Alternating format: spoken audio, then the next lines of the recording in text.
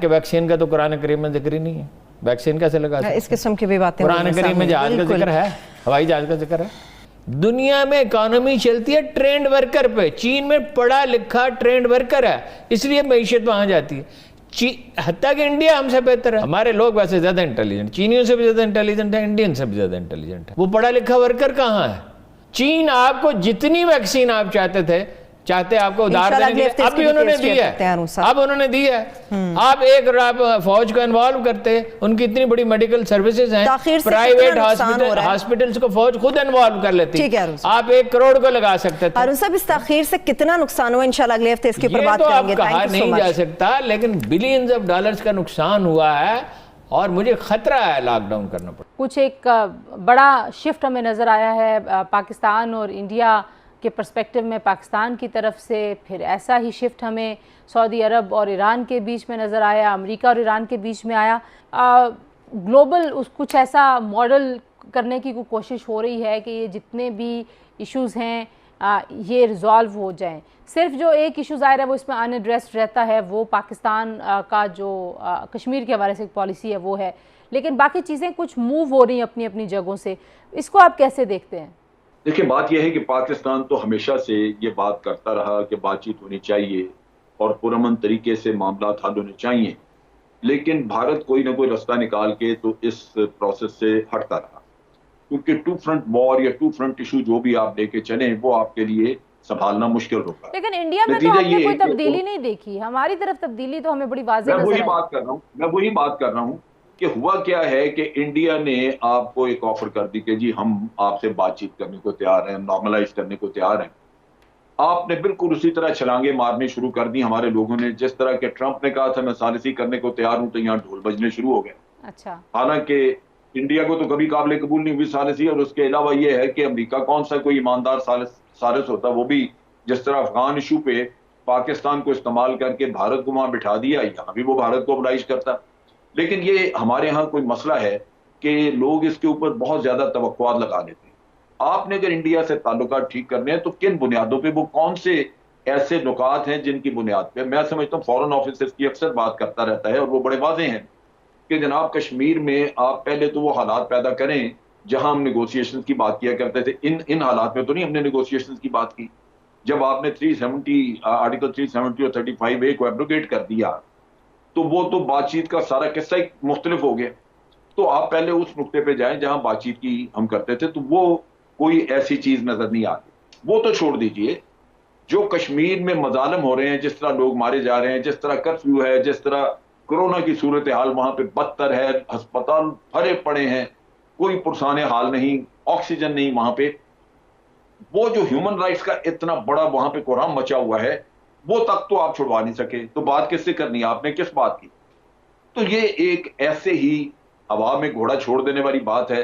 पाकिस्तान को सर, हमारे तो बड़े सीनियर और सीरियस लेवल के ऊपर हमने देखा है कि वो गलत है, वो गलत है। ठीक है, आपकी ये स्टेटमेंट में वो मुझे बेतुकी नजर आती है उस वजह से कि दूसरी तरफ से कोई ऐसी इंडिकेशन नहीं है कि वो कहीं आपको कोई कंसेशन देना चाहते हैं, कहीं वो आपसे आपका कोई जायज मुतालबा मानना चाहते हैं, वो तो है ही नहीं। सही। तो आप किस तरह की बातें कर रहे हैं? ये मैं समझता हूं वो जिसने भी की है वो बिल्कुल इस वक्त बेमौका और बेतुकी। ठीक हो गया। ताहिर साहब, आप किस तरीके से देखते हैं ईरान के ऊपर जो पॉलिसी तब्दील हुई है, और सऊदी अरब ने भी इंडिया दिया कि वो बात करेंगे ईरान के साथ, तो जाहिर है ईरान नेबरिंग कंट्रीज़ और अफगानिस्तान की सूरत हाल में देखें तो वो भी एक बहुत ही अहम उसके स्ट्रेटेजिक उसमें इक्वेशन में आते हैं। फिर रूस और पाकिस्तान और चाइना जिस तरीके से मूव कर रहे हैं वो भी बड़ा स्ट्रेटेजिक है इस सारी सिचुएशन में। सऊदी अरब को शायद एहसास हो गया, लेकिन बहुत वक्त लेकर के उनको एहसास हो गया कि जो कन्फ्रंटेशन की पॉलिसी है मेरे ख्याल में वो उनकी कामयाब ना हो सकी।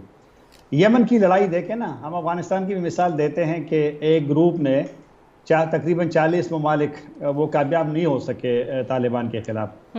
तो यमन में भी तो यही हो रहा है ना। यमन में कितने कोएलिशन फोर्सेस के हैं और कितने उनके पास जदीद असलहा है, लेकिन क्या हुआ?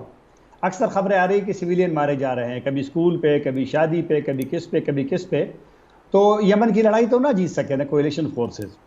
तो लिहाजा और वैसे भी अब लड़ाइयों का मेरे किसी स्टेज पे तो आपको बैठना है ना। अमरीकियों को भी 18 साल बाद एहसास हुआ कि तालिबान को शिकस्त ना दे सके। तालिबान एक छोटी जगह से शुरू हो गए थे, मशरिक से शुरू होकर के हर जगह पे फैल गए वो उनकी लड़ाई, तो वो भी बैठ गए और काफ़ी सारी चीज़ें उन्होंने तालिबान की उनको मानना पड़ा, तालिबान की काफ़ी सारे डिमांड। तो सऊदी अरब को अगर एहसास हो गया कि उन्होंने ईरान के साथ अब हालात अभी कोई ज़्यादा हमने नहीं देखी, लेकिन बयान उसके वली साहब का आ गया है और वो मतलब एक अच्छी पेशरफ्त है। पाकिस्तान ने भी कोशिश की है, वज़ीर आज़म ने भी कोशिश की है, और फ़ायदा इनका होगा तो सबसे ज़्यादा खित्ते के ममालिक को होगा, पड़ोसियों को होगा अगर ये टेंशन ख़त्म होती है। तो मेरे ख्याल में ये सऊदी अरब के बिल्कुल अप्रिशिएट करना चाहिए, लेकिन सिर्फ बयान तक महदूद नहीं है, प्रैक्टिकल अमली इक़दाम उठाने चाहिए। सही। रहीमुल्लाह यूसुफ़ज़ई साहब, आखिरी कमेंट मुझे जो आपसे चाहिए, उसामा बिन लादेन का जो ऑपरेशन था उसको भी 10 साल मुकम्मल हो गए हैं, और पाकिस्तान की फ़ॉरेन पॉलिसी, रीजनल जो हमारी सारी सूरत हाल है, अब लगता है कि वापस हमारी कंसंट्रेशन दोबारा रीजन के ऊपर, रीजनल ब्लॉक्स के ऊपर आ रही है। आपको लगता है कि वाकई ऐसा ही है जो तासुर मैं ले रही हूँ, या पाकिस्तान अभी भी सिर्फ इंडिया सेंट्रिक हो के, क्योंकि माजी में हमने देखा कि सिर्फ इंडिया सेंट्रिक होने की वजह से बहुत सारे मौके जो रीजन में पाकिस्तान को मिल सकते थे वो पाकिस्तान ज़ाय करता रहा है। तो अब जो रशिया के साथ और चाइना और बाकी जगहों पे जो चीज़ें हो रही हैं, उसमें आपको लगता है कि कोई हमने सबक सीखा है माजी से? मेरे ख्याल में देखें, अमेरिका की जो पॉलिसी में तब्दीली आई, और ये अभी नहीं आई बल्कि ये बुश और फिर ओबामा, ट्रंप, और ये भारत के बहुत करीब जो अमेरिका गया है, पाकिस्तान को ये एहसास हुआ कि पाकिस्तान को भी मुतबादिल जो है ढूंढने चाहिए। और फिर हमने देखा कि चीन से तो हमारे ताल्लुकात बड़े पुराने हैं, करीबी हैं, लेकिन रूस की तरफ से भी काफ़ी मस्बत जवाब आया, तो उनसे हमारे ताल्लुकात बेहतर हुए। फिर ईरान से जो हमारे अख्तिलाफात रहते थे अफगानिस्तान के हवाले से, तालिबान के हवाले से, वो भी तकरीबन ख़त्म हो गए, क्योंकि ईरान ने भी तालिबान को सपोर्ट किया है। और तुर्की के हम बड़े करीब हुए हैं। वो इंडिया सेंट्रिक जो आपने लफ्ज़ इस्तेमाल किया, यानी अगर हम इंडिया सेंट्रिक हैं तो इंडिया भी पाकिस्तान सेंट्रिक है। कुछ लोग ये तवक्को करें, आखिरी कमेंट एक अगर जुमला इस पे भी कह लें, कि कोरोना के बाद की जो सूरत हाल हुई है, जितना ह्यूमैनिटेरियन क्राइसिस हमने देखा है, वो भी शायद मोदी सरकार को थोड़ा सा अपना रवैया बदलने के ऊपर मजबूर कर सकता है। यू थिंक कि ऐसा हो सकता है या नहीं, वहाँ से बेहिसी ऐसी रहेगी?